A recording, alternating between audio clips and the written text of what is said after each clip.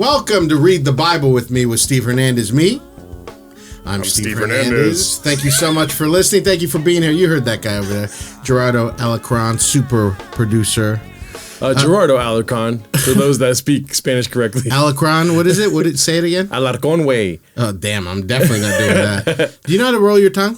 I can't. I mean, that was the first thing. Before even like speaking Spanish for me, that was a thing where I was like, I'm out. I could never roll my tongue. Thank you for watching. Please subscribe on YouTube, Apple Podcasts, Spotify, and the brand new Patreon. I know I talked about it for weeks before, and we just didn't have it up, but Gerardo got on my case, and the first episode of Put It in My Mouth, my comedy/entertainment industry podcast, where we name names, no holds barred. We talk about good things, talk about bad things.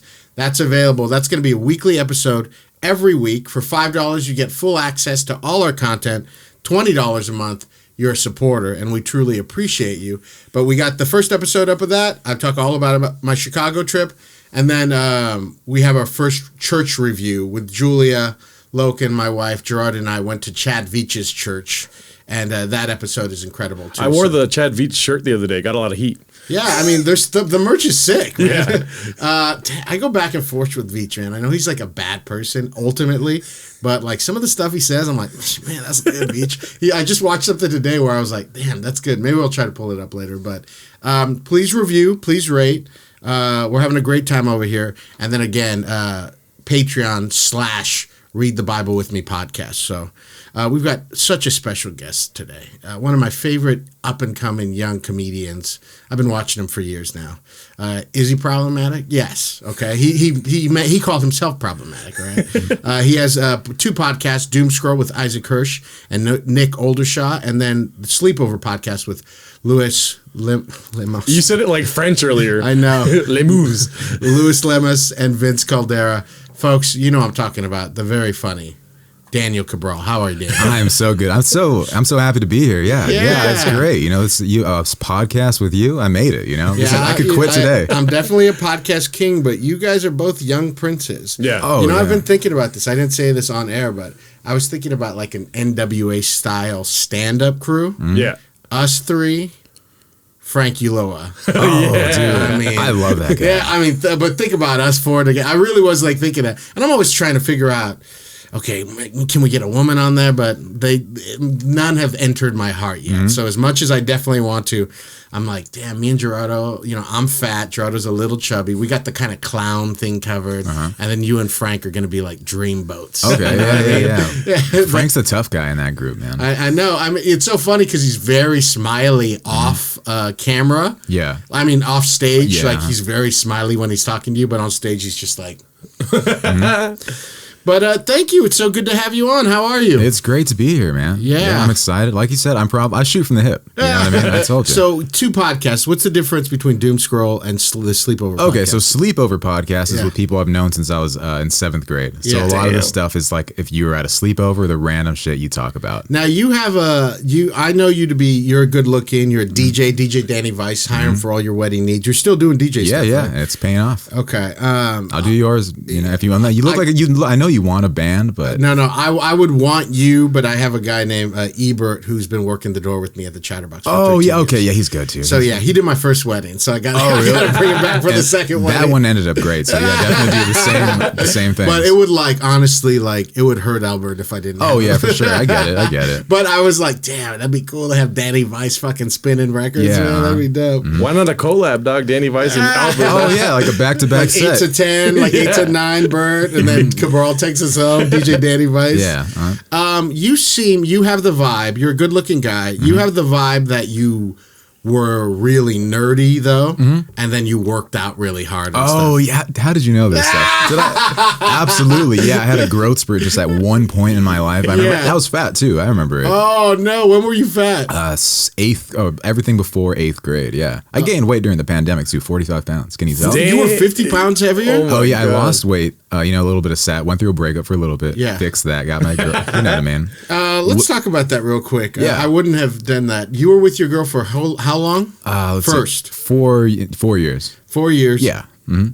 she broke up with you during the pandemic. Look, I remember I told you at this chatterbox. I'll tell for the people at home. And I'll say, look, I told you I'm problematic. If your bitch didn't break up with you during the pandemic, she never really loved you. She belongs to the streets. I'm sorry you had to hear this way, but she's cheating on you. I'm telling the truth to the people so they know this. If you didn't go through any type of trouble. Yeah. She did break up with you. Yeah, 100%. Did you see it coming? Absolutely not. No. That's why I was so devastated. Oh no, Daniel! I don't even remember. I guess it was pandemic. Yeah, it was during the pandemic. So you had nothing. You didn't have stand up. You didn't have. Gerard and I know part of. We actually worked at the same job for a little bit too. Yeah. I didn't know that. Yeah, okay. so she broke with me, and then I went on his podcast about 2 days before, talked shit about the people at that job. So everybody at this place literally hated me. Yeah. And I just had to go into work, and I was just like, I said what I said. So you've been with her for 4 years, and. Where were you when she told you? Where was I? I think it might have been over text. Oh, complete opposite of personality. Look, she's the sweetest person. And then, by the way, you guys are back together, so you're not like saying mean things about her or anything. Oh no. What did she text you? Oh, I think she said, "I want to be alone," and I was like, "What you mean?" So she said. No, but she must have led with, "Hey, I've got something like to tell you." No, I mean things weren't. I don't know. No, she just said, "I want to be alone." And I was like, "Okay." And I was a little annoyed already because she came to my house and then she did her laundry and then she kind of left. And I was like, "Okay, why?" When she said that, I was like, "Bitch, why are you gonna do your laundry and then do that shit?" Yeah. On your, don't do that at my house. Do that somewhere else. You can break up with me and then do your laundry. Don't use me for your laundry. All right. So she says, "I want to be alone," and what did you say? I said, okay. I think I might have just not responded because a lot of times, it happens. No, I mean, I know. I'm trying to understand. I'm a puzzle. I know. No, I know. Daniel just let himself into my apartment, and he's never been here before. You usually have to buzz in, and then I meet you at the door. And he was taking forever, so I was like, I'm gonna go see where the fuck this guy is. And I went outside, and he was just in my kitchen, like looking around. I don't know. He won't tell me. He thinks it's funny. It's hilarious. Yeah. Well, I do understand why his girl broke up with him. So. It's funny because you don't know. I could do it again. She said, I want to be alone. Yeah. And you got blindsided. You didn't try to fight for her or anything? For the first 3, I was like, okay, she's just saying some shit. Yeah. And then so I gave it about 3 days, and I was like, okay, I'm gonna go get her back now. And then she said, no, this is like, I want some closure. And then I'm like, what? And I go there, and then she's like, yeah, I just don't want to be with you. I'm like, where is this all coming from? Because it was just completely out of nowhere. Yeah. And did we ever find out where it was coming from? Yeah. She was going through a tough time. You know, some shit. And then, when she also has like friends that are giving you bad advice and stuff. Oh, I can't stand this. Yeah. I mean, you don't like her friends or something? I thought I did. Yeah. And now I don't. Well, you guys have been together. You're pretty young, so you've been together for a while. Yeah. Did she feel like you weren't giving her something? She said that I wasn't giving her like the time of, or you know what I mean? Like I wasn't trying. And I was like, she's like, we don't go anywhere. I'm like, we're in a fucking pandemic. Where do you want me to, like, what? Like, I'm trying, like, what do you want me to do? She's like, we can go for a walk in the park. And I'm like, okay, that's, you know, I'm going to walk in the park. And now I like walks. Now I told Gerard on his other podcast, we broke up for a little bit during the summer. Yeah. And I went to Echo Park on a date with another girl. Yeah. And she was surprisingly there. And I was holding hands with this other girl, taking a walk in the park. No. Yeah. And I was like, dude, my life is like the show Insecure. That's why I don't watch that show anymore. I'm like, this just hurts. But you guys are back together. We're back together, yeah. It's fine. Are you trying now to be a better boyfriend? Yeah, I think so. So you are doing things differently. Yeah, I feel like I'm a little more mature. Before, I'm just like, nothing really bad happened to me before. But then 2020, 2021 happened. A lot of shit. So now I feel like... Yeah, you know what? If he wouldn't have broke up with his girlfriend, we wouldn't be as close as we are, dude.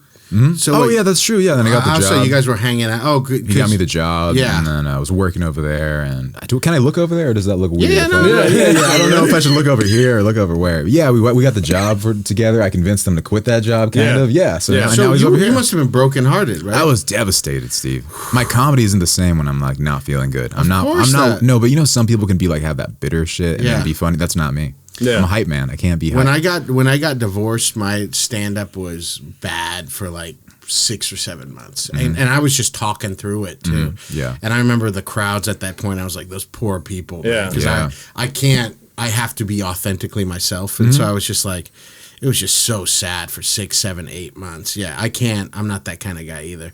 I remember just laying in bed. Did you lay in bed a lot? Oh yeah, shit just looks differently. I was looking at a curtain and I was like, that curtain is like blue as fuck. Like, and you listen to song, I love the song "Believe" by Cher, and I was like, now I understand it though. Well, that's what's great about Broken is I like being sad like that. Uh-huh. I like being sad, where you're like listening to like Annie Lennox, "Why," and just playing the sad songs over and over again. Yeah.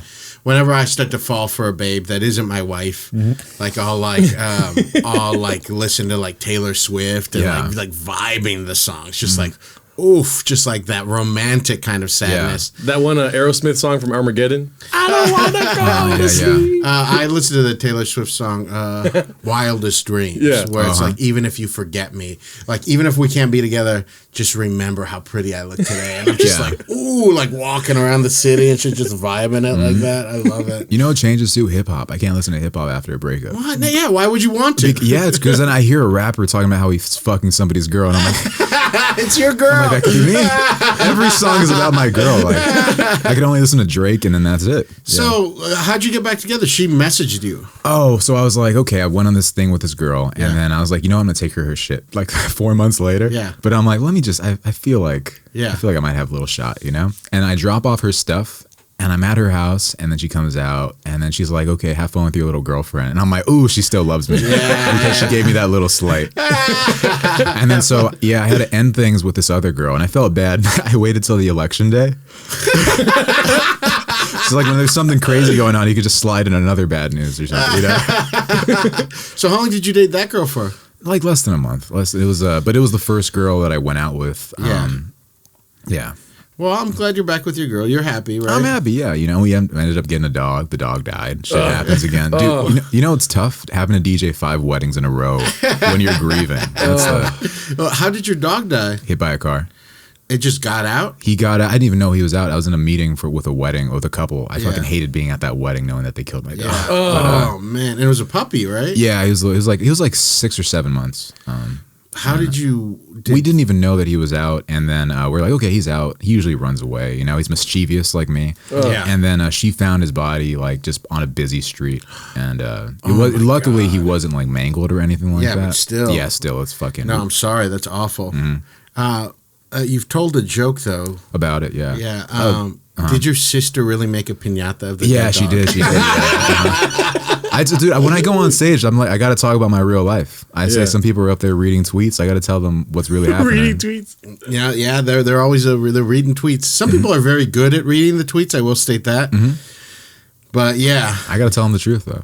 And did you appreciate when your sister made that piñata? I did. You know, I know she came from a place of love, but I was like, fuck, now I gotta have a piñata. Like it's kind of big, you know? I'm like, where am I gonna put this piñata? It's cool though. I'm so sorry you lost your dog. Yeah. Rico Mamba, dude. Rico Mambo. That's a beautiful name. I'm not a pet Rico guy. Vicente Mamba. I named him after Vince too. You guys are both Mexican, but I don't know what your family's like though, Daniel. My dad was the kind where we would have to abandon like the dogs and cats. Gotcha. You know about this? You know people like this, right? Yeah. My dad used to call it go take the dog for a walk. Yeah. So he would make us like walk the dog somewhere and then just abandon the dog or cat. I think this is a Mexican thing. White people must do it too, but our poor whites, I would think. Yeah, I had to do that with a rooster in Echo Park. Can I please hear that story? I own chickens, roosters, all this stuff in Frogtown. Ducks, and then one day I guess we just had to get rid of the chicken, so we drove into the like by Dodger Stadium. I'm sorry. Why did you have to get rid of the chicken? I forgot. Well, I don't know why, but we had to get rid of him. Yeah, I think maybe he pecked somebody or something like that. Yeah. I remember one of the dogs that we got rid of. My dad is always like very. This is very much. I think because so many people like got molested in their family. I don't know if your parents are very anti-sex too. So if something came out, something weird, they would be like, "No, get cochino," stuff like that. I remember with the dog. One of the dogs like jumped on my sister when she was little and like tried to hump her, and my dad was like, "Get rid of the dog." Like the dog is a pervert or something. You know what I mean? But yeah, we had to walk the dog. You remember walking this rooster? Oh yeah. I thought it was funny, you know, at the time. A lot of shit would happen to me when I was young, and I'm like, oh, this is fun. Yeah, you know, my family had to live in a hotel and a trailer for a little bit. I was like, dude, I'm living the sweet life like Zach and Cody. Because you lit your house on fire. I did. It was next to a soap warehouse, and I don't know. A soap can explode. Apparently, that's. I didn't know that. I didn't know it either. Yeah. Until I learned it, and and then it exploded, and then we're on the run. So, what is your family like? Where did you grow up?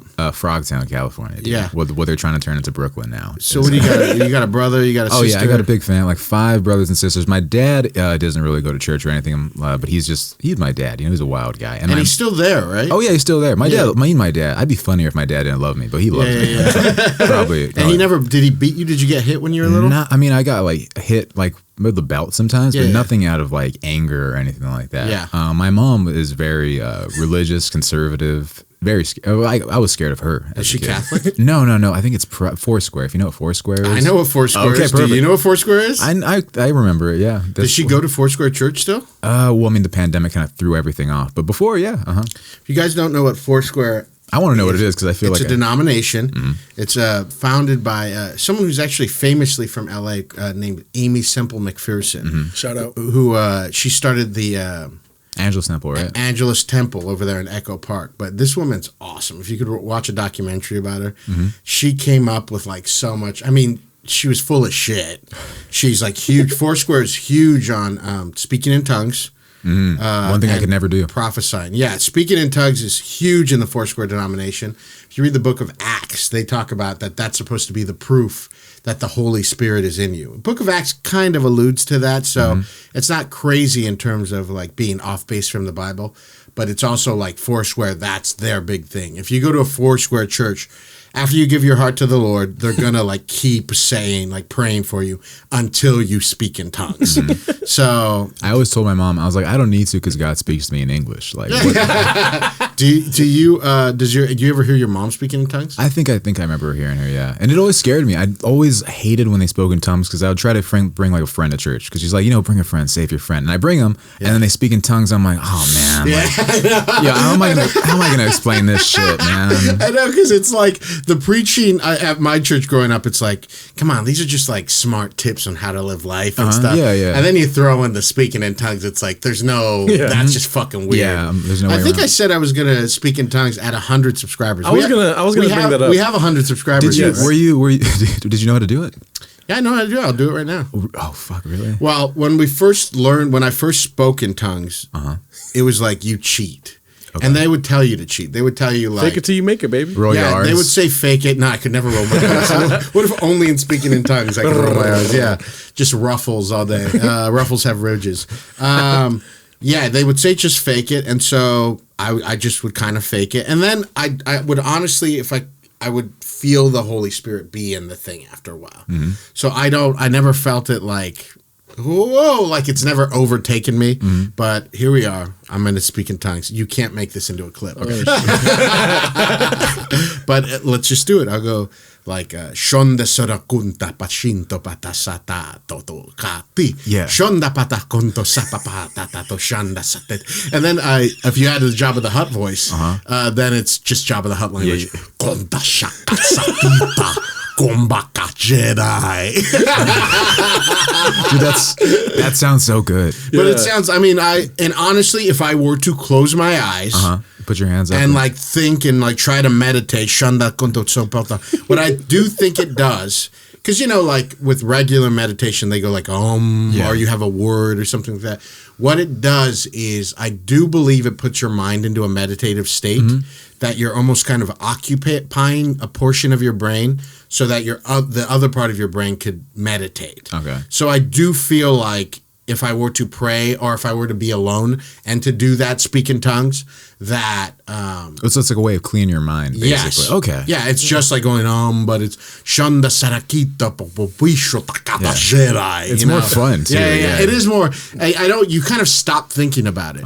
Do you always start with Shonda? Shonda. I do. You don't have to, but Shonda. People have their flow. Yeah. There are a few things I would go and then you'll hear sometimes someone speaking their tongues and it's just crazy. And you're damn, fool. Yeah. You chose a crazy one. I always just try to say the song "Temperature" really fast by Sean Paul. Somebody that have a temperature of all. That's all.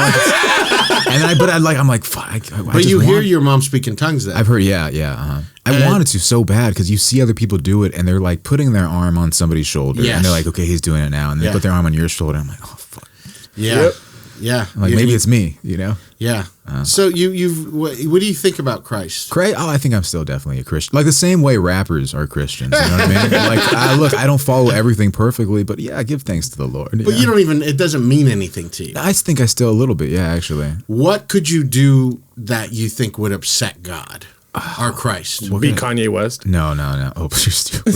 What did I say? Kanye West is my favorite rapper because he's the only guy that beefs with the devil. Well, my brother took my mom to the Kanye West church. Oh, shit. Really? Yeah. Oh, the Sunday service? Yeah, my brother. Your brother's fucking cool. I remember when we go to his house, like, this guy's so fucking cool. Yeah, my brother is cool, and he's done Kanye's hair a few times. Yeah. He at that point he had Kim K's number that he would text her things. What? Just about his hair or whatever. That's crazy. Yeah. But I don't think he hasn't done Kanye's hair in a while. But you've seen that fucking haircut, dude. Yeah, he does. He does cutties all the time, and he does those the Brockhampton guys all the time. Okay, gotcha. So he went to that church too. I do think they're. I think Kanye's a genius. I think he has mental problems. Like he probably is bipolar, but I think probably the great artists throughout history have done that. I don't think he really restricts himself in a way that I like. People get mad at him and stuff. Like, why? Like, what do you want him to be, like us? Yeah, let him be him. That's why I say, look, I tell people I'm problematic right at the start because I can get the Kanye pass. They're like, what? Daniel just being Daniel, What do you want him to be? Steve? You want to be Gerardo? It's him. Well, yeah, I don't. I mean, you're talking to somebody who's like, I have grown so much as a person in regards to, I feel like women stuff.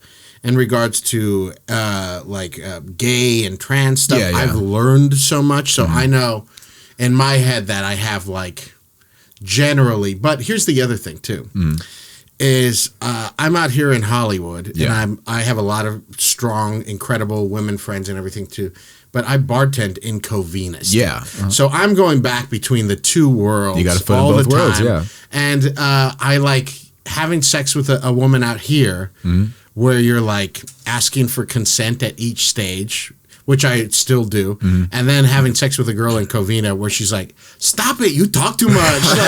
Which I've literally had this happen where they're like, just stop talking to me about this stuff, and I'm just like, okay. I mean, I'm trying to do the right thing, but amongst all of it, it can get confusing a lot. Yeah, of times. I remember when I was talking with Lewis and Vince about consent. They're like, "Yeah, you ask your girl to kiss," and I was like, "I think the last time I asked, I was like, shoot or shoot," and then I kissed the girl. I literally told her that, and let's see here. Would I ask? I think generally, if I did not know. I would ask. Okay. But for the most part, I mean, I'm sober now. Yeah. So I'm very aware of what's going on. But when you're drunk, that's the problem with being drunk, especially two people being drunk. Your your senses are so off that I think that's why a lot of terrible stuff happens, sexual assault and that kind of thing happens when people are drunk because you're just off. It's hard anyway if you're too sober, but if you're two drunk people and the other person's not experiencing something completely different from you, then you just go for it and you're like, oh, hell yeah, they want this. Yeah, dude. I was at a gay bar in West Hollywood about 2 weeks ago, and a guy bit me on the cheek. And I was like, hey, man. And then he gave me a free bottle, and I was like, okay. What were you doing at a gay bar? Oh, I like going to WeHo on Halloween. It's fun. Oh, on Halloween. It is fun. Yeah. And plus, I like the music, Didn't you lose your wallet? I got my phone stolen. Your phone. Phone stolen at Rocco's. Yeah. Stolen? How? Pickpocketed. Oh, my God. I let my guard down around the gays, and this is what they do. They just bite you in the ass. And on the cheek. And on the cheek, yeah. Yeah, this guy gave me a bottle that was like already drinking, and I was like, whoa, maybe you could have put something. But I was like, I'm going to risk it. It's fun. It's a Sunday night. They wouldn't do that to me. Now, I mean, here's my question, though. Do you want to, because I don't care about problematic. I don't. I really do believe. I guess true. I'd rather be wrong and authentic than be right, but not really. But are you interested in growing as a person? Oh, yeah. Yeah. So I don't mind, like, I guess my problem with, and I'm not talking about you. I mean, we're talking about the struggle of being like, for me, trying to be a good man and all of these things while still being a funny comic and things. I generally don't which you do this. You're a joke writer. I would not call myself a joke writer in the sense that I rarely talk about things outside of myself. Okay. Sometimes I do, but it's usually generally how I interpret the world.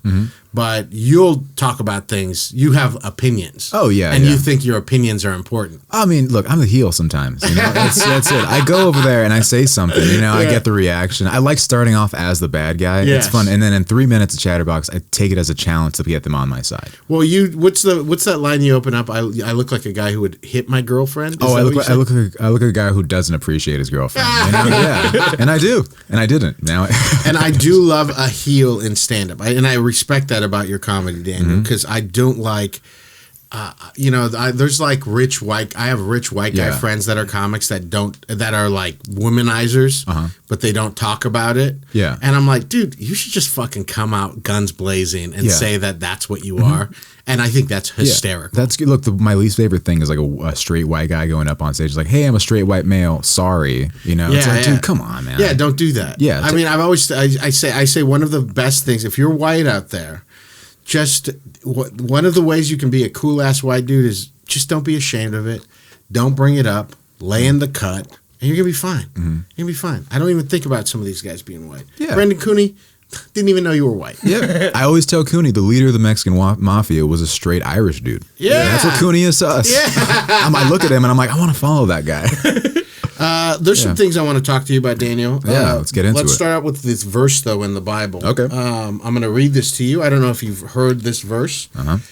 But you guys turn to Matthew chapter 12, verse 46 through 50. I'm going to read this, and then we're going to go off on it. The title of this is Jesus' Mother and Brothers. While Jesus was still talking to the crowd, his mother and brothers stood outside wanting to speak to him. Someone told him, "Your mother and brothers are standing outside wanting to speak to you." He replied to them, "Who is my mother and who are my brothers?" Pointing to his disciples, he said, "Here are my mother and my brothers. For whoever does the will of my Father in heaven is my brother and sister and mother." That's hard. It is fucking hard. And I'm serious about this. Do not listen to the Christian right wing people talk about that Jesus gave a fuck about families. If people are trying to associate God or Christianity specifically and saying that, you're a good family man or nothing, Jesus didn't give a fuck about his family. It's right here in the Bible. What do you think about that, Jorah? I think it's beautiful. I think it's weird that there was like a gnarly helicopter that went over as you said that. I didn't even hear it. No? Yeah. I could hear it. It's like heavy bass. Isn't he the son of God? So how is anyone his mother or brother? Well, that's what some, I think, people who do take the Bible literally would say. Yeah. But he really does not. And this is also a bad thing in a way. We'll get into that in a little bit. But Jesus didn't care about his actual mom or his brothers or anything like that. So whenever anyone tries to bring up family values with you, Christ was a fucking G. He didn't give a fuck about any of that kind of shit. He came to upend the system in this world as we know it. Read any book except for the Book of John. The Book of John, fuck that book. That just paints Jesus as like God, and he's literally God and saying, "Oh, I'm God. I've got to hide it." Loser. Which is the book about Jesus whipping people? That's one of my favorites. He does. We should do a specific. I'm sorry, podcast. No, that's okay. But that story will come up at some point with Jesus whipping the money changers. And this one, I kind of want to talk about family. Okay. And so. I do believe family is good in a lot of ways to teach you lessons that normally you can't learn because you would cut these people out of your lives. There are people in my family where I'm like challenged by them because I would love to cut them out, but I'm not white. And so I can't cut them out. And so it forces me to look at the world in different ways. That's the good thing about family. God doesn't say anything about that shit. All God says, all Christ says, is that people who do the will of God are his family. And that's why you'll get all these QAnon people now who are cutting out their family and doing all that. That's the bad part of it. But to me, I just think family value shit. Fuck that. Who cares? It's not important. What do you think of that, Vince?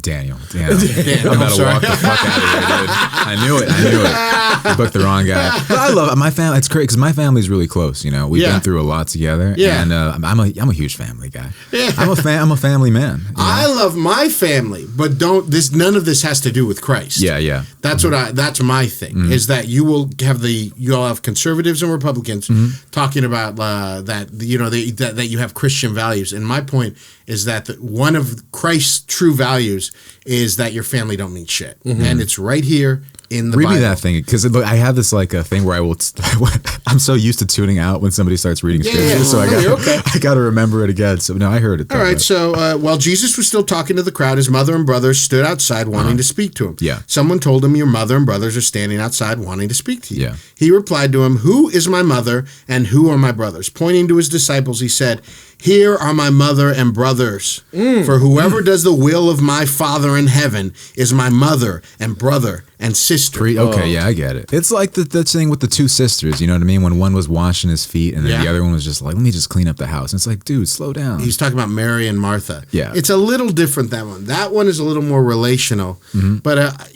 it's like what is really anything? You know what I mean? Do the will of God. I do believe that. I do believe what is really anything. Yeah. I don't believe most of this stuff means anything. Stand-up comedy definitely doesn't mean shit. Most of it doesn't mean shit. I do wonder, I go back and forth on this because I understand the bad side of it, but I am an Aries moon, an Aries sun, and a Libra rising. So if you look into this, I do honor loyalty a lot. Yeah. Like very much. And we're Mexican here. We can say this, that loyalty, we've been brought up with gangster movies and all of this stuff. I do understand the problem with loyalty is sometimes you end up being loyal to bad people. But generally, I think it's one of the few things where you can actually say this counts for something. This is the one thing I could do is not turn my back on my friend. Yeah. So, and not turn my back even on my family, if we're talking about that kind of thing. Jesus right here, not loyal to his family at all. Well, the way I see it too is he's talking about, he was giving a meeting, right, to a bunch of people, right? Yeah. And he says, like, that's not my family outside. This is my family right now. Well, he did say right now. Oh, you know what I mean? Like he's saying, this is my family. This is my purpose in life. Yes. Yeah. This is what I'm here to do. Yes. Which is how I feel about, like, if my mom says something, like, she doesn't like a joke I tell about her. Yes. It's like, well, that's my experience. That's my personal life. You don't have a say in what I do on stage, kind of thing. As far as stand-up goes. Yeah. Because that's what I feel like my purpose is. Have you ever said anything? Did your family know about your comedy? Oh, yeah. Have you ever said anything bad about them and you got called out for it? One time I made my mom cry. Oh. What was the joke? It wasn't even a joke. It was about Jesus, right? No.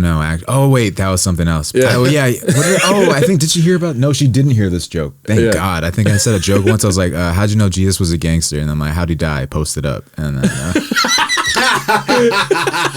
thank God she didn't hear that thing. No, but I think I was 18 and I went on this podcast. I think Sally Mullins and some other. Oh, yes. I was 18. Yeah. Not making the greatest decision. And it was like her and like a porn star were doing this, but then they just interview us because we're young. I think Vince did it too. So it was really awkward and they're asking a bunch of sexual questions. And she was just like, she just wanted to cry. She's like, I can't believe you would find it. She just wanted to watch some of my stand-up, so she looked up Daniel Cabral comedy, and it was the first thing that came up. And I still, to this day, I don't think it was a great podcast. I wish I did. It was just very weird, you know what I mean? There was like dominatrix kind of like things in the background. And I was like, this isn't really me. I don't want people to see this. And she went outside, and she's like, I can't believe you would do this. And I felt like I let her down. No, but I do like how you compare that to comedy, because it is like that, like, this is what I'm called to do. Yeah. And I'm called to tell the truth, and I'm told that. So this is the most important thing to me. We're lucky we have callings. Not a lot of people have callings, I think, like that. Well, your dad called you before the podcast. The first thing you said is, hey, I'm about to do a podcast right now. You know what I mean? Yeah. But so a lot of times she's heard me like cuss, I guess. And she's like, I don't like that. And I'm like, well, if you did like it, it wouldn't be funny, you know? Yeah. And I have to. Yeah. I mean, my mom listened to the 3rd episode of this, which I don't know what the fuck I was thinking. I remember telling her, it's called Read the Bible with me. You know, my mom's a hardcore Christian. And I thought she was going to, and I think I talked shit about her too, not getting the vaccine. So it like broke her heart.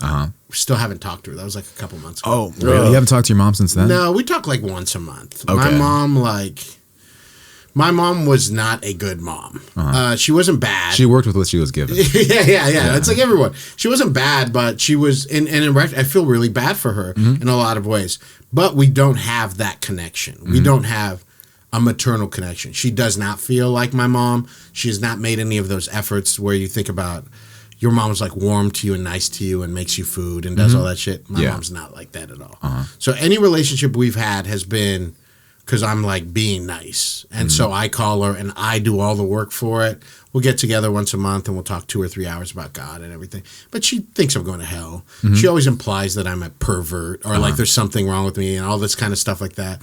So when, she gets mad at this stuff because she hears a thing, I'm doing great. Yeah. I'm as happy as I've ever been. I'm as healthy as I've ever been. I stopped drinking almost 3 years ago. My relationships are lined up. My siblings and I get along well.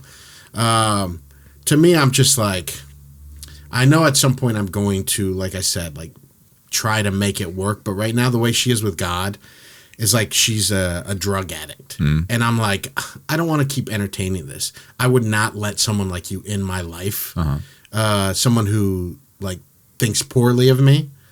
But she's my mom, so I'm going to fucking, figure it out.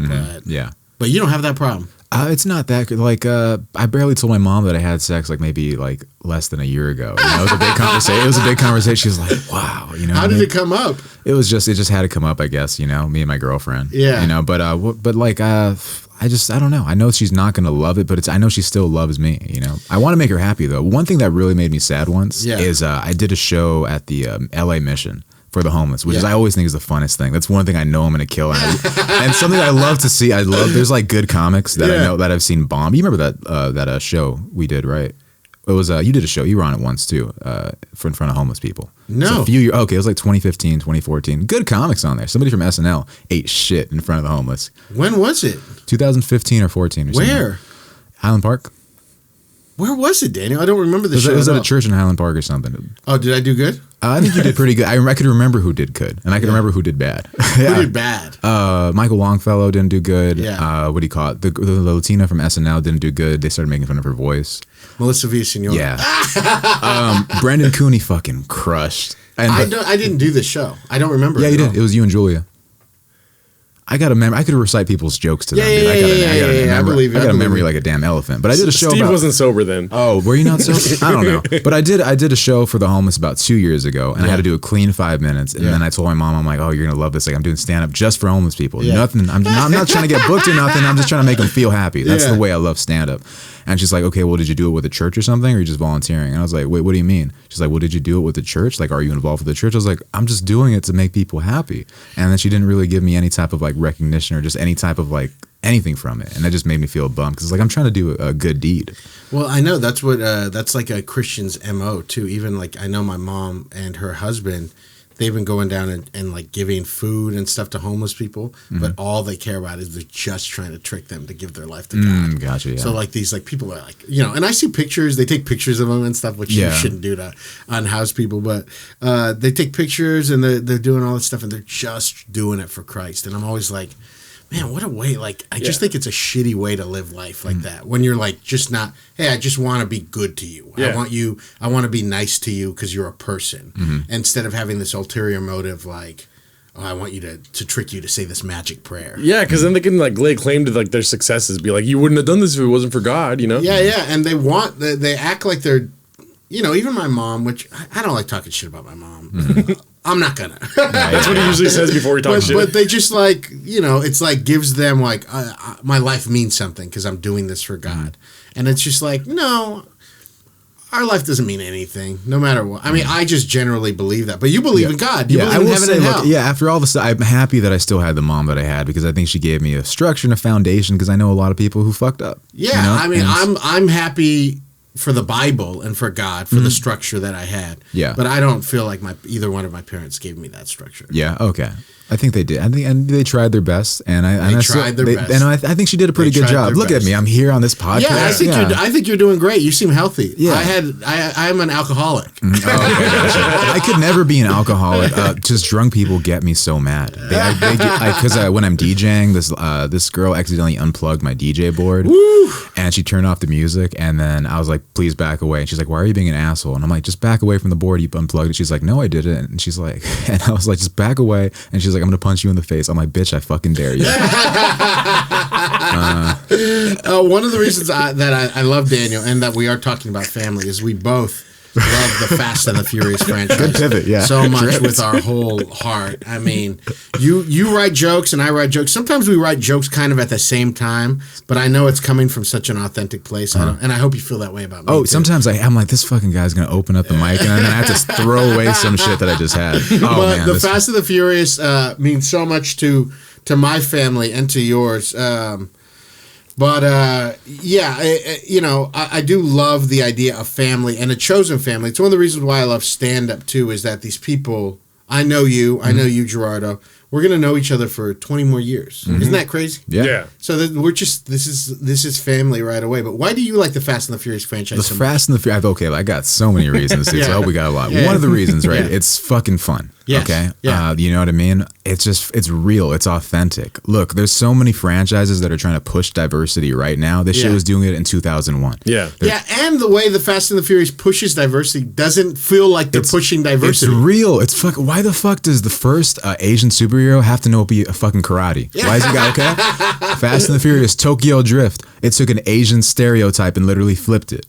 Yeah. Yep. Pre-Tokyo Drift, Asians are like, okay, they're bad drivers. Post-Tokyo Drift, they're fucking like parallel parking while drinking boba, like vaping. I don't know how they do it. They're better drivers than me. Like, that's a cultural shift. It's like they're having car meets and shit. Yeah. It's fucking crazy. Like, it's real. It's authentic. I love family, you know. Yeah. What I mean? I mean, all that family stuff. You obviously are very close to your friends, like that family stuff. I do think it is like a working class thing. And that's why Jesus is so cool too. Yeah. When Jesus talks about that the poor and the meek shall inherit the earth. It's like all we got is each other. Mm-hmm. You know, it's not like fucking rich people they can afford to like take stands and to cut off family. When you're poor, when you're working class, no matter what, you got to get over it because you need each other. Yeah. Mm-hmm. And you see the Fast franchise really encourages that way of thinking. Vin Diesel's a Christ-like figure, dude. He's always wearing white. You know, he's got that big old cross. That's how I envision like Jesus in my head, just wearing a white wife beater. It's hot in the desert. I don't think he's wearing robes. I'm still a big Fast fan, and I love Vin Diesel in the thing. But I'm so loyal to the Fast and the Furious that I have never even watched Hobbs and Shaw. Out of loyalty for the Fast family, I'll never watch it. I was kind of the same way. You know, The Rock and Vin Diesel were fighting. Yeah. If Drake and Kanye can come together, Vin Diesel and The Rock can. That's what I'm saying. Well, you saw that post. I saw it. Yeah. Uh-huh. Well, let me read this. All right. Let me read this quote from The Rock. There's a new interview on The Rock in the new Vanity Fair written by Chris Heath. Okay. And this is going to talk about the Rock and Vin Diesel's kind of fight. Let's see here. But behind the scenes, there has been a growing schism between Johnson and Vin Diesel, serious enough that Johnson only agreed to return for the series' 8th installment, The Fate of the Furious, on the condition that he and Diesel shared no scenes. I wanted to forego drama, he tells me. I thought that was the best thing to do for everybody. It clearly wasn't enough. Their issues sprung into the open with a now notorious Instagram post that Johnson wrote a week before the end of production. He subsequently deleted it, but not before it traveled far and wide. It read in part, "My female co-stars are always amazing, and I love them. My male co-stars, however, are a different story. Some conduct themselves as stand-up men and true professionals, while others don't. The ones that don't are too chicken shit to do anything about it anyway. Candy asses." Damn. When you watch the movie next April and it seems like I'm not acting in some of these scenes and my blood is legit boiling, you're right. He closed things out with the hashtag zero tolerance for candy asses. Now, get this. I love this. Dude, this article makes me love Vin Diesel so much. He's going to run for president and he'll win. I mean, not Vin Diesel, The Rock. Uh-huh. Candy ass, as he previously mentioned, was one of The Rock's trademark wrestling put-downs. Mm-hmm. For clarity, and at my request, Johnson supplies the following definition. A candy ass is something you don't want to be. And the best way that I can describe a candy ass is life is so much easier, I have found, when you are not full of shit. And a candy ass is completely full of shit. Can you imagine if we called him a jabroni? Like, oh my god! I love The Rock, dude. A candy. I mean, how many? Think about it in the comedy community. How many fucking candy asses are just people that are full of shit. There's a lot. It's one of my It's one of my things that I cannot stand. We're from here. We're from LA. All these fucking people come. And they try to act like they don't know the score. That's what I tell Gerardo all the time. Yeah. And we talk about this on Put It In My Mouth on Patreon, exclusive. But stand-up to me is so holy, and it's so about what happens in the room. It's so about what happens at that open mic that everybody knows the score in the room and at the open mic. People that are candy asses, and this happens in the entertainment industry, act like all that other shit's important. Yes, you got a TV show. Maybe you got a manager, an agent. You got heat. They write about you in magazines. But at this open mic and at this show, you know the fucking score. You know who the big dogs are. And that's one of the things I really do love about stand-up. What do you got to say? What, you know any candy asses? Oh, yeah, dude, plenty of candy asses. Do you have to fight against being a candy ass ever? Me? Not really. I'm true to myself all the time. I'd rather be wrong. Yeah. But look, when you're wrong, life is fun because you learn something new every day. Yes. Yeah. And I learn something new every morning. It is better to be loud. And I mean, if you weren't doing stand-up, would you be as vocal as you are? No, I'm actually pretty shy usually. That's what I'm saying. You would just have all these bad opinions inside. No, maybe. Yeah. I was talking to a guy named James, who is a good man, but he grew up in Azusa. You know, people got, they're just going to be away. And he was talking to me about the Dave Chappelle special. And I was telling him what was wrong with it. And I was just going down my list. I've been doing this with literally 35 times. Yeah. With different people. Because they always come up to me. They're like, what do you think? And I go, well, this is what I think. I got some stuff to say. Yeah, okay. And then I was like, basically I was like, people are cheering for Dave Chappelle because most people are transphobic. And they're not transphobic like they hate him. They're transphobic like they don't understand it and they think it's weird and gross. And then he said, I think it's weird. And I'm like, that's okay. You just don't know anything. We're going to figure it out. We're going to get there as a people. Yeah. But it's important to know that still is what the thing. Now let's hear your Dave Chappelle spiel. Let's go. This is why we bring Cabral on. No holds barred. So I didn't know he was dropping a special, but my dog got killed 2 days before. Okay. So I stay off Instagram. I stay off whatever. I'm devastated. So I'm like, oh, Dave Chappelle drops a special. I put it on Netflix, listen to it. Yeah, it's not his best, but I laughed at some of it. Yeah. Stay off Instagram. 3 days later, all I'm seeing is like how if you like it, you're a piece of shit. You're a piece of shit. You're a piece of shit. And I'm like, you know what? Part of me wants to like rally back because I didn't love it, Yeah. But I was like, this isn't even real. Like, regular people don't give a fuck about how you feel about a stand-up special. And I didn't want to talk about it on stage. I'm going to talk about real shit, what happened to my dog. Yeah. The way I feel about I'm not going to say if I love it or hate it. Yeah. I feel the same way about the song Apache by the Sugar Hill Gang. You know what I mean?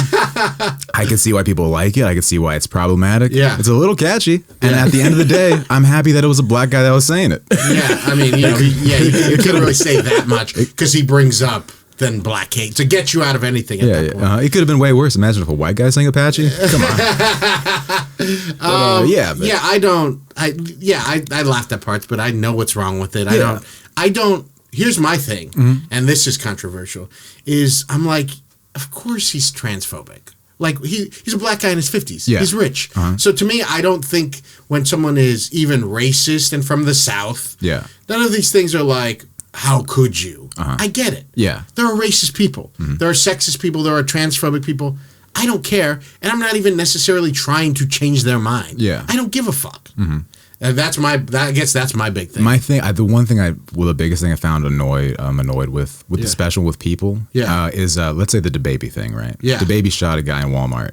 I don't know, people don't talk about, he shot a guy in self-defense. Yeah. He was innocent. That's why he's walking the streets. Yeah. Most people who worry about like getting booked on comedy shows have the chance to be woke, you know? Yeah. But not most people are worried about getting shot in a fucking Walmart in front of their daughter.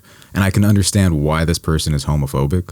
Yeah. And I think it kind of like, it's like there's a reason. We abandoned those neighborhoods. They're living in a fucking crazy lifestyle. That's wait, let me go back. Yeah. What'd you say on why most people are homophobic? What'd you say? Most people who like live like DaBaby, like come in like Atlanta or he's not from Atlanta, but like Charlotte. These neighborhoods, a lot of them are not woke. You know, it's a lot of times they're like living, watching their back, much like prison. So because they're just trying to survive. They're trying to survive. So let's say most people are just trying to survive and they're living their life like they're in prison. They're in gangs. Yes. So that's saying most black people have to live their lives in America like they're in prison. Yes. That's the problem. So instead of attacking the fucking, the symptom of it, be like, hey, we fucked over these people. Yes. Let's not just piggyback on DaBaby. And I think they piggybacked on this guy because he's not useful anymore. Oh, when DaBaby like said that stuff. Yeah. To me, all of it is too when you're like, make him like, what do you mean make him apologize? I mean, I guess they have to you can't let people be homophobic. Okay, yeah, though, for sure. You know what I mean? I get that, yeah. So yeah, we can understand that. But I try not to.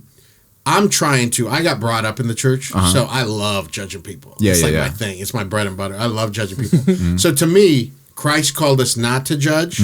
So I'm always fighting the instinct to judge people. Yeah. So when I say I don't care that they're transphobic or anything, I'm not saying I don't care that transphobic. I'm saying I'm trying my best to continue to see them as people still. Yeah. With their faults and I know why my dad beat me, because his dad beat the shit out of him, but my dad took it down 50%. So that's still beating according to white people. Yeah. But I understand why it happened. And so when you're talking about transphobia or homophobia or I think let's say if somebody reached out to DaBaby, Lil Nas X made a song with him. He's like, instead of just making little quips on Twitter for like retweets, it's like, do you want to be right or do you want to make a difference? Sure. And I do think, and this is just from where I'm from, is that whenever you're writing off swaths of people, it's a mistake. Just like we said, we're all mostly poor. So like Christ said, the meek shall inherit the earth. We're all poor. We all need each other still. Yeah. And you're being fucking stupid if you think this country's not going to implode or anything like that unless we start reaching out and helping and understanding that I need these conservative people. I don't like Republicans. Yeah. But I know a lot of conservative people that are like thrown under the bus. And I don't. It's not. I'm trying to make sure that they continue to be my brothers and sister and my family. Look, you need allies that are not always going to agree with you on things. You know, like an uneasy ally. Of course. You ever watch the show Dragon Ball Z? No. Fuck, man. You ever watch Dragon Ball Z? I hate cartoons. God damn it, dude. Me too. I'm glad. I'm trying to think of let's say there's two people that are trying to kill each other, and then they join. Okay, let's say Batman and Superman, if they hated each other, right? They got differences. No, let's see, so two people who have differences have to come together to stop a common good. Yeah, but there was on G.I. Joe. This is aging me, so you guys probably haven't seen this, but there was a point where Cobra Commander actually had to work with G.I. Joe. Perfect example. To fight Serpentor. Yeah. Like Serpentor was like a really bad guy. Yeah. And so, yes, there are times when you have to join up with these people. Even better example, Dwayne Johnson, The Rock, joining forces with Steve Austin to stop the NWO. That's it. They're the big villains, dude. Yes, and I 100% radically agree with you. Yeah. The thing is that, my problem when you're talking about Chappelle is that he lies in a lot of those jokes. He's being intellectually dishonest. Okay, I can see it. And he's saying that to make his argument. I don't like when people lie during jokes. And I'm not talking about like stories like somebody went up to me and did he's this. making points and he knows that it's lies. And he'll say things. He said he had to look up the dictionary for feminism or from something like that. This guy's a brilliant guy. He's talking about trans people for 3 specials in a row. At no point this motherfucker never picked up a book on trans people. He could have. Yeah. That's why proof to me that he's obstinate. He doesn't want to grow. He doesn't want to learn about trans people. And so to me, that's true transphobia. Gotcha. I wish people can just admit that it's the shit's a little confusing. It's a little like, and that people can, but Dave Chappelle has hundreds of millions of dollars. He can talk to anybody he wants to. Yeah. He could read any book he wants to, and he refuses to. Gotcha. So how confusing is it for Dave Chappelle? I get that. He keeps acting like he doesn't understand. That's being intellectually dishonest. I get that. Do you? I get a little bit of that. I mean, look, Dave Chappelle is the reason I wanted to do stand-up. Yeah. He's like my hero, basically, And your hero has gotten too rich and he's not pushing himself anymore. He's treating these specials like open mics in a lot of ways. I can see that. That's why I said this one, if there was one to not have your best jokes on, this is probably not the one to do it. The last few things, If your special, his best special is still from 20 years ago. I like the new Netflix ones. Which ones? Let's see. I thought the bird. What's the pimp one? I don't remember. The pimp one, he doesn't tell jokes. Oh, he does. Yeah, that's pretty good. I like it. That's the one where he's sitting on the stool, right? Yeah, the bird revelation. Yeah, the one when he's like talking about the entertainment industry. Here's the beautiful thing. Yeah. There's people. Stand up, I think, isn't that important. You know what I mean? And I think some people give a false importance to it. That's why I'm not on Twitter. It's not important. It's like you're yelling at a void. I'm not going to talk about another guy's stand up in my jokes because these are my jokes. Oh yeah, What does it have to do? I'm not going to talk about. Absolutely. I'm going to talk about. And I don't care to talk about this stuff.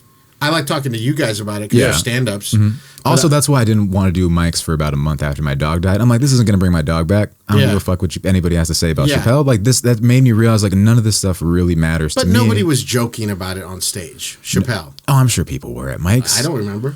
Dude, people for sure they're going to have to talk about Chappelle at mics. It's just like people that hated on Chris D'Elia that there was no information out about it or anything, and they just jumped on this bandwagon in order to. I just don't know what people you guys are talking It's about. clout chasing, dude. I know what you're going to say now. Here's something that I do not like a lot. I'm not a huge fan of virtue signaling, and I think a lot of people virtue signal in LA for sure to get a. Sure, of course. So, and I think some people like the Chappelle thing because they're not trying to be famous. They're just like, okay, I guess I agree with that. Regular ass people, like the Covina people, the people that go in for bars, and they might be ignorant, but I don't know. They're okay with being ignorant. I don't know. I don't know about. I mean, that's okay too. Yeah, but I mean, I don't think they're aware that they're ignorant. So it's yes, kind of to me that's the difference. That's what ignorance is. Yeah. Is that if you go, oh, okay. I mean, that's why I'm having to school these regular people on the Daniel. I got a 98.7 in queer studies. You know, I paid attention during your sets. That's why Dave Chappelle's jokes don't come from a place where he's trying to put down trans people.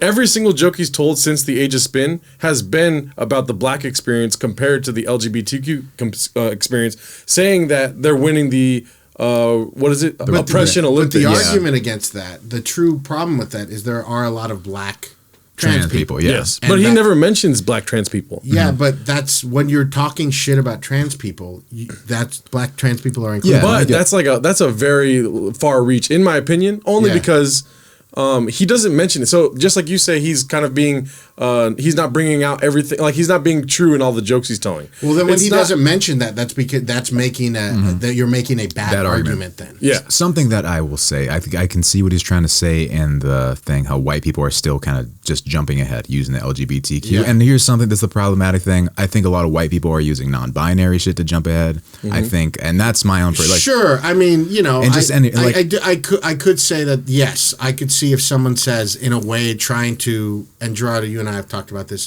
trying to make themselves be more special, more diverse. Like let's say if a white woman just becomes I'm non-binary now and she jumps ahead of me and Vince, I'm like, bitch, come on, you're talking about the same.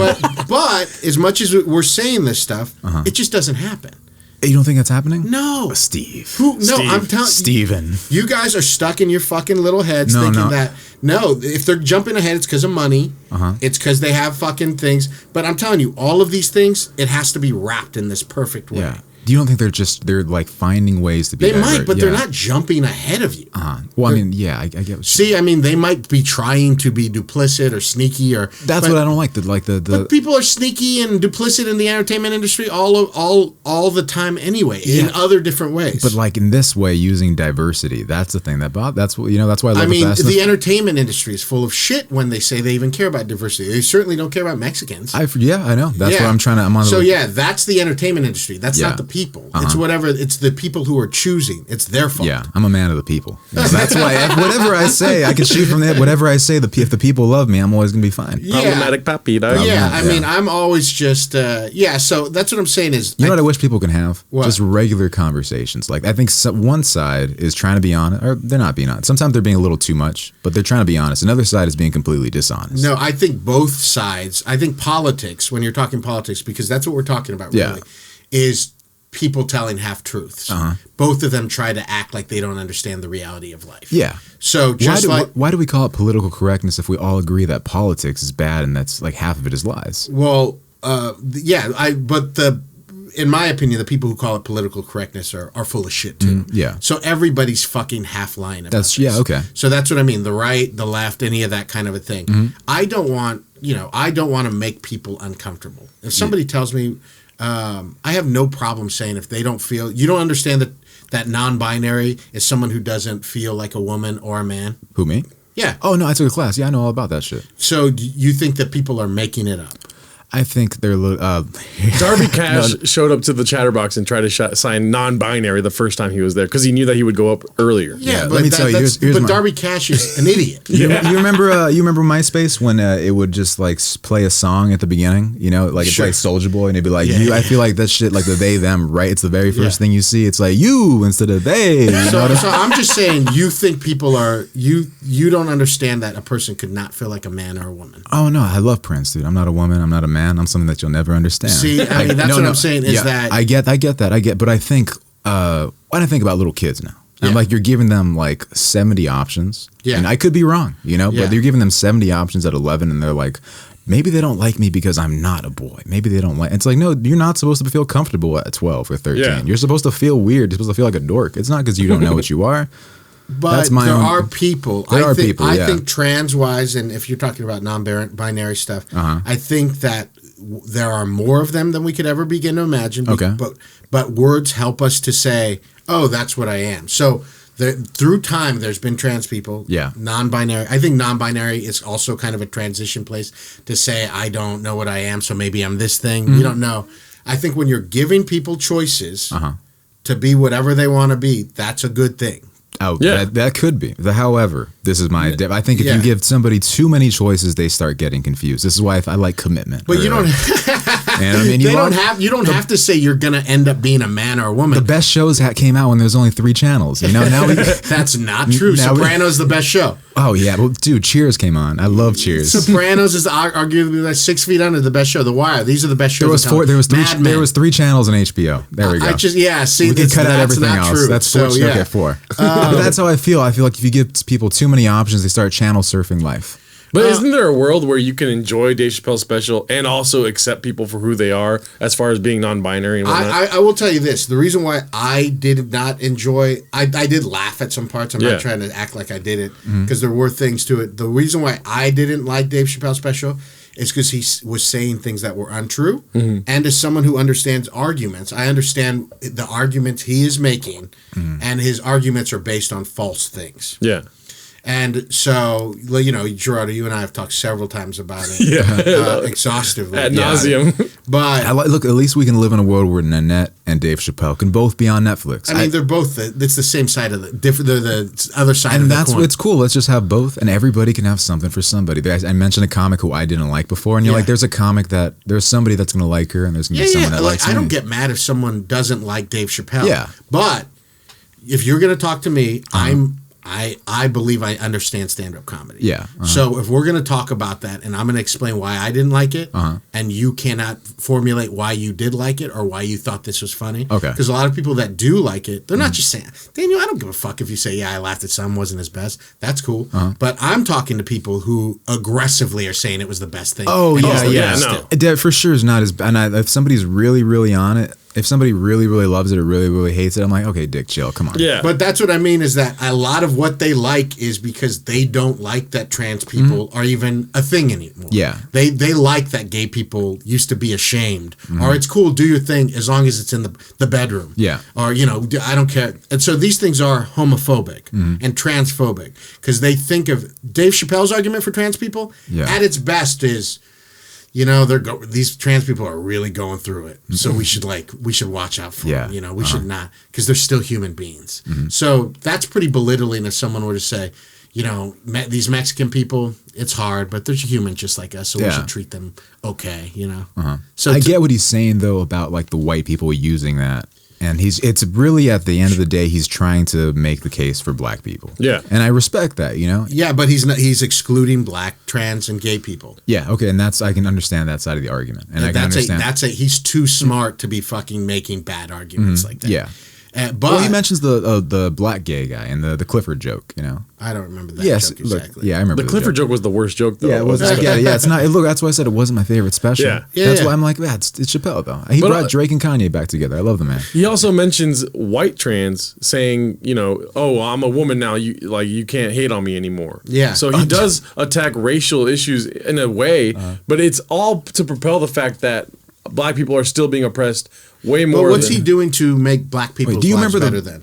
I think that he's trying to put a mirror to America, saying, "Look at how you treated us versus how accepting you are of the LGBTQ now." But you keep, his argument continues to be false as long because you're excluding all those people of color that are gay and trans. Yeah. Well, I don't think he's excluding them because he's talking about black people to begin with. Yeah, but you're excluding them when you're saying you have to do either or. Yeah. You guys remember when Kevin Spacey got caught up? And the very first thing he said, I'd now like to come out as a gay man. And he's like, okay, I'm good. I'm safe. I'm safe. Yeah, I'm which gay. was hysterical. I'm fucking gay. You can't touch me. And then he made the fucking thing. But it wasn't because he's rich. It's a money thing. Mm-hmm. And Dave Chappelle never attacks capitalism either. Mm-hmm. It's because he's filthy fucking rich. I think, the pimp thing, he understands capitalism. He says how capitalism fucked him over. And all he does is, not all he does, but what he's done in that little one that came afterwards and in that other one is just praise the president of Viacom and of Netflix. So just shouting out other rich guys. He's getting his bag. I respect. Look, there's honesty, I mean, so I don't think he's as... if you're throwing black trans people and gay people under the bus to make an argument, and you'll just keep bringing up how bad black people are doing, and then you're praising white presidents of Viacom and Netflix for giving you your money. What good are you doing, really, for the black community? Yeah, I don't know. Yeah, so that's what I mean, is he's being dishonest with how he's using his arguments, because you could always say that. It's like people who always bring up Nazi Germany and Hitler all the time. He just keeps doing that. What we did to black people in this country is evil, but that doesn't have anything to do with a trans black person. I think he's making the specials because they keep they're the loudest and they keep reacting back to it. He gets $25 million to make these specials. Yeah, but like if you say some shit and then the other side is just gonna be like, hey, and he's like, okay, I'll react to it. I'll react. And now he said I'm done. Because he says fucked up shit. People are gonna say things. Yeah. But I think it's when he says gender is a fact. What's so funny about that? And I've conceded that to you before that these things are not right. But also, when I talk about on my other podcast, Isimo, check it out. You have to if you listen to this. What I say is I say tranny when in trying to compare the two. When it feels like when Joe Rogan said, this is the example I'm using. When Joe Rogan says Los Angeles has 8 million people plus Mexicans. Yeah. It feels like somebody's calling me a tranny in a way. That visceral reaction to it. Really, wait, was that a joke? That's funny. Yeah, Joe Rogan said that? Yeah, Joe Rogan says it all the time. That's funny. Mexicans? Yeah. That's hilarious. That's funny. Yeah. But see, that's what I continue my argument with, that it's a joke or whatever, but it becomes normalized. Yeah. Just like the LGBTQ thing that they don't want to be joked about. Yeah. I feel that same way. That's what I was trying to say in that. The thing, I guess, when I consider myself problematic is I like joking about things because when you're working in a warehouse or you're working with other people, you joke about shit and you come together. Like white dudes, like Mexicans and people of color love problematic comedy. They love that shit when they're working. Yeah. Let's say you go on a set. Let's say you have people the people writing the movie are trying to make shit diverse, and then the people making the movie, the grips, all these people are like, man, that shit's stupid. Yeah. And I feel like they're just out of touch sometimes a little bit. Yeah. I mean, I don't. That's why I say generally, I don't care. Yeah. No, I think it's that's why we're talking about. There's a difference between whether or not we're joking at a fucking warehouse.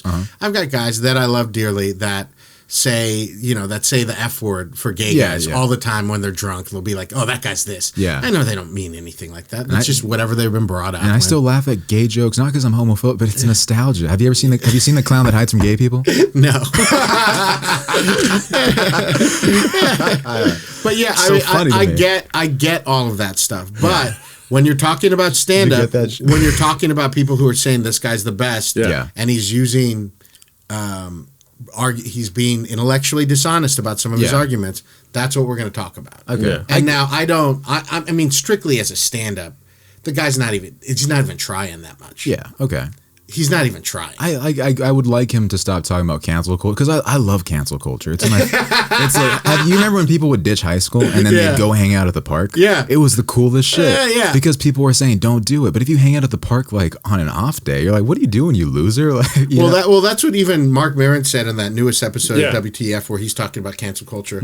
Is Joey Diaz doesn't say anything. He'll say whatever the fuck he wants, and he doesn't complain about cancel culture. He goes, cancel me. I don't give a fuck. Yeah. And that is, if you're a comic, that's what you should be like. Yeah, just shoot. I got canceled once in high school. It didn't feel fun. How did you get canceled? Okay, so this is something that bothers me because it was high school, but I was selected to pick to say the graduation speech. Yeah. Okay, and then there was a rumor that I was going to say something. I do not like where this is going. During the speech, there was a rumor. Somebody went to the faculty and said he's going to say this this at the end of his speech. And then they called me and they're like, look, we can't have you say this at the end, and we can't believe you do this, and we're going to take this away from you. And I'm like, oh, please don't do this. You know? And then they made me call my mom. They're like, if he says this joke, he's going to have to get taken off stage, blah, blah, blah. But the thing that bothered me is they only took it away from me because these bitches snitched on me. And it's because they were jealous that they didn't get it. I was good enough to get it, and they wanted to take it away. Were you going to say this thing? No, I just said it as an offhanded joke, but they used that against me. And so you didn't get to say your speech? No, I did, because I like had to call my mom, and then they had to go. They're like, I can't believe he would say this. But you didn't say it. I didn't say it. Yeah, but they tried to take it away. What was it? What were you? There's a Drake song featuring Soulja Boy. The name of the song.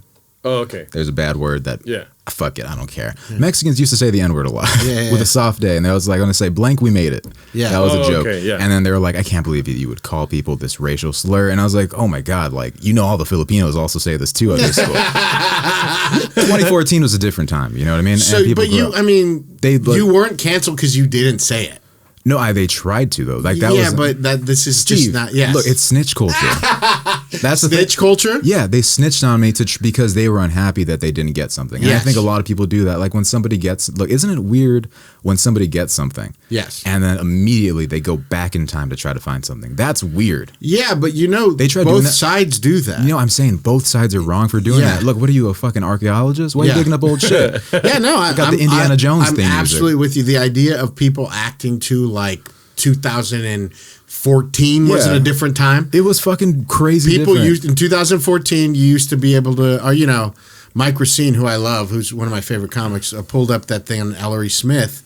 That tweet where she was making Asian jokes in 2011, 2012. She made the joke about the, I don't care if she hears this, but she made the joke about like dreads or something like that, and how she feels scared. Yeah. And I was like, wow, I'd feel scared if I saw white dudes with dreads. Like the fucking Matrix Reloaded happening in my apartment. She made a joke about essays. It was like a dumb joke from 10 years ago when she was 19 or something, about essays being Mexicans too. It's like, I understand that in 2012 it was different. You used to be able to make certain things and it wasn't a big deal. Yeah. However, don't ride so much on people now if you have that tricky shit in your past. Absolutely. This is why I say everything. I'm so confident in what I say because there's nothing. I haven't like done any type of sexual shit to anybody. All they can pick up is words, and everything I say I stand by. Yes. So there's nothing I got to really worry about. But it just like I said too, with Joey Diaz, I do think there is like, as artists, as stand-ups, we just take the hit. Yeah. Oh, yeah. Take it off the chin. It's fine. Yeah. Take the hit. They're supposed to feel that way. They're supposed to not like everything. Yeah, and it's also not a big deal to apologize for something you said 10 years ago either. Yeah. I mean, if you think that if you really think that you hurt somebody, then apologize. Yeah. Nothing wrong with that. I'm Razor Ramon. I'm the bad guy. Come on. You know what I mean? Yes. It's fun, but. Before we go, what time are we at, Gerardo? 1:11. 1:11. No, that's all right. What do you want to talk about? I just want to talk about the time my dad looked at this picture of we'll talk about that thing, man. Kobe Bryant. That was a tough day. Yeah, it was a tough day. I told the fucking Kobe dying was 9/11 for Mexicans and black people and Filipinos. I didn't like Kobe Bryant. I heard, yeah. Yeah, I haven't liked Kobe Bryant. I closed my ears during your Chatterbox set. Wait a minute. You think it was okay for Kobe Bryant to rat on Shaq? Oh, no, that wasn't the coolest shit. That's to me was the time when I was like, fuck you, Kobe Bryant. I was like, Kobe Bryant was dead to me after that. I had my dad explain that thing because I was like, I can't believe Kobe would rat on Shaq. And then my dad was like, well, they're playing the good cop, bad cop. And Kobe, he was born in a place of privilege. He grew up in Italy. He didn't understand that shit. No, I know. That's what I mean. That's what also, even when people are talking about white people, I generally don't like that either when you just say white guys or anything like that, because Kobe was conducting himself like a white guy. Yeah. Like someone from privilege that doesn't understand. You don't fucking rat out your boy like that. But after he did that, to me, Kobe was dead. Yeah, loyalty, loyalty lasts longer than love. Yeah, I mean, he was dead to me after that. So I just was like, fuck this guy. Yeah. But I was surprised when Kobe died. Him and I are the same age. Were.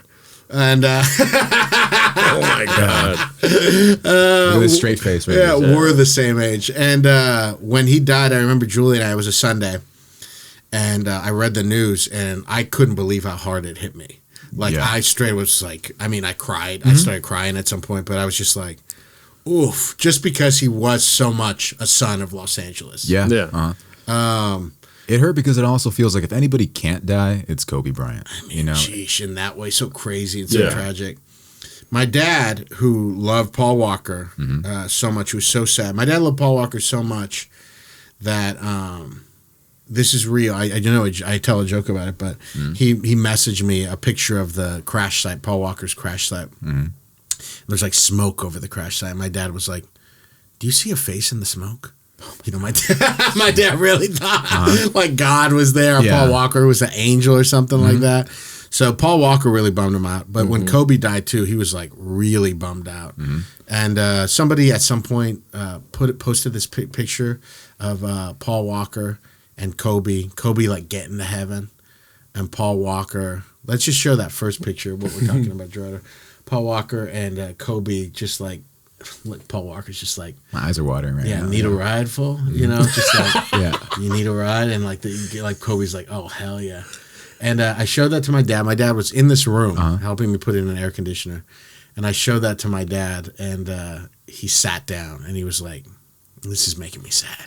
So we got this picture right here. That's a real picture of my dad looking at the picture and being sad. My dad. Have you ever seen your dad cry? No, never. Have you seen your dad cry? Yeah. When he was drunk, though, probably, right? Nah, just random times. Oh, damn. Oh, yeah, my dad, I think I saw him cry once when my parents split up. Yeah. But that's all still. I don't know how capable he is of it, but even this one, he just looked at it and he said, "This makes me sad." And he, like, sat down, and I was laughing at the picture, but I was like, damn, fool. I was like, that's sad. That's sad. It's feeling a bunch of emotions in this picture, man. I know. Did you get that picture ever framed at the Chatterbox? No. I should get it. I should get it made. I bet you if I make it for my dad, that's something good I'll do for Christmas. Oh, that'd be so cool. And get it framed. He'd love that. Dude, man. Daniel, thanks so much for coming on. Oh, thanks for having me, man. Yeah. I hope we didn't get too wild. No, this is great. Yeah. I will say that, Kobe, Shaq, that was like turn of the century type thing. And nobody was used to having everything out there, I don't know if Kobe did that intentionally, is what I'm trying to say. He would throw anybody under the bus to lift himself up. Oh, to win, I'd say. To win, which I respect. Well, yeah, in life, too. Yeah. So he'll throw anyone under the bus to put himself ahead. So it's like Neil Brennan's joke. It's like he did basketball at the wrong time. Wait, what? What do you talking like about? Neil Brennan says Ray Rice did football at the wrong time. Yeah, no, my thing is that he's a ball hog. He doesn't give a shit about his teammates. Yeah. This is not the kind of person I would want to be friends See, with. my uncle loves Fast and Furious, and he loves the Lakers, but he loves Shaq more than anything. The reason why he fucking hated Kobe, obviously before his death, now he just doesn't talk about Kobe. Yeah. Like, he used to openly shit on him, was because he kicked Shaq out of LA. Oh, yeah. Well, I mean, look, Shaq, it was so disloyal at the end of his career to every team, and I think that's why people always, there's going to be a statue. There's a statue of Shaq, but people love Kobe. Yeah. You know what I mean? Look, before we go, I want to ask this question. Yeah. Look, Vince told me that the word cocksucker is homophobic. Yeah. Is that true? I don't think so. Okay, thank God. But I guess it depends on how you say it. I can see why. Like, bitch is bad if you one needs to understand that when saying bitch, you're saying that it's bad to be a female, basically. Yeah. I use bitch a lot because it's fun, but when a woman is drunk, then I'll call them a bitch because they're being a bitch. I still look at if you understand why the word is wrong. Yeah. Look, it's like I'm problematic in the same way I enjoy McDonald's. I know it's bad, but once in a while, it's going to kill me. Yeah, you know? I just if you know why it's bad, there are words like I can't let bitch go yet, and I don't use it all the time. Yeah. I truly do bring it out. Sometimes I'll say it on accident, and just because it's like rap stuff, it just helps along with the sentence. All of this stuff, of course, isn't true. I mean, it's arguments against the N-word. I'm sure they said this about the N-word too. Yeah. But I can't let bitch go yet. I can't. I don't say cocksucker, but I guess if you're saying that guy's a cocksucker, like sucking cock is bad. Yeah. Sucking cock isn't bad. It's wonderful. Yeah, it's great. that's why I was like, why is it a guy that's sucking? Anybody can suck a cock. You got to say it though. If you're saying it nice, like that guy's a cocksucker, then it's good. Yeah. It's fine. Yeah, but it's fun to say. Like my dog's being a cocksucker today. Like, does your dog suck cock? Absolutely, he does. Well, there you go. Then he it's did. fine. That was one of his passions, was sucking his own dick. That's fine. Where can we find you, Daniel? Okay, I'm on Instagram at Mr. Daniel Cabral. TikTok, you'll find me because I'm always on the FYP. I'm hard to miss. Don't listen to Doom Scroll. Y'all are not going to like it. Listen to Sleepover Pod on YouTube. You're going to love it. March 10th, Vince Caldera is filming his album, and I'll be doing 20 minutes for him. Where's he filming it at? Bob Baker Theater. It's like a puppet theater in Highland Park. Is Vince recording an album before me? That piece of shit. Yeah, he's on a rocket ship. Vince, I'm on to you, bud. Okay. Look, Pete, this guy's on his way up, and all I want to do is be his driver. That's it. And the other thing too, with the doom scroll. Yeah. I bet you it's not that funny if they're not gonna like it. No, actually listen to that shit. It's hilarious. Yeah, I like it. It's really funny. Yeah, really I'm just saying that it's not like politically incorrect stuff is always funny. No, it's just like you just say stupid shit. Steve, it's hilarious. All right, now I gotta listen to it. I love podcasts where people just don't agree with each other. Oh yeah, conflict is beautiful. Yeah, that's fine. I don't. Oh, because Isaac reins me in, and I'm like, no, Isaac, and then it's. But crazy. are you just saying stuff to be funny? I mean, but that's what comedians are supposed to do, right? Look, Steve, that's the whole name of the game. I'm doing things to be funny. I'm not trying to be right. Yeah, but to me, it's things are funnier if you really believe them. Oh no, I believe everything I say. See, I'm telling you, I got to be authentic, but I'm not the good guy. I'm the cowboy. Yeah, all right. You got to say it. I mean, I definitely like skewering both sides. Yeah, absolutely. The way you're coming across, I think you rarely give shit to the right side. The right? Yeah, they're crazy as fuck. Yeah, but you don't say anything about them. What are you talking about? I don't like talking about political shit. I talk about everything's political. Oh yeah, Jesus Christ. Yeah, I talk about my dog dying is not political. Unless if somebody wanted that to happen, then they can fucking suck a cock. A cocksucker. The cocksucker. Make sure you check out Daniel. He is very funny. I love Daniel so much. Oh shit! Actually, December 1st, if you're in Sacramento, we'll be at the Punchline. We'll be over there. Oh, cool. Yeah. So, and Daniel is a part of the Chatterbox family. We open up December 26th, the first Sunday night. Daniel and Vince are going to be part of the team too. So, if you don't like Vince, you don't like me. That's family right there. Good, okay, buddy? Where can we find you, Gerardo? GELOLDO everywhere. Thank you guys so much for listening. Please rate us at YouTube, Apple Podcasts, Spotify, and join our Patreon at patreon.com/readthebiblepodcast for our exclusive comedy podcast, Put It in My Mouth, and then reviews. We got to review that Che. Yeah. We're going to review that Michael Che. So Michael? Oh, the show? No, he just put out a new special. Oh, shit. I didn't even see it. Yeah, I believe it was today or yesterday. Whoa. But we'll review the new Michael Che, and then we've got the review of going to Chad Veach's church. So please support us. Please check it out. Thank you guys so much for listening. We'll see you next week.